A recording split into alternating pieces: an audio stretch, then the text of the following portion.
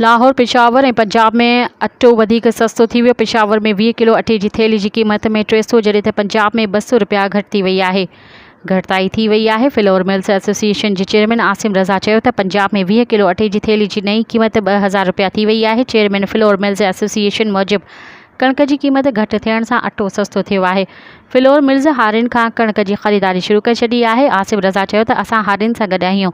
हुकूमत बैनुल सूबाई पाबंदी ख़तमु करे ऐं ॿियनि सूबनि खां कणक ख़रीद करे पंजाब जे हारियुनि खे नुक़सान खां बचाए। ॿिए तरफ़ पेशावर में बि अटे जूं क़ीमतूं घटि थी वयूं।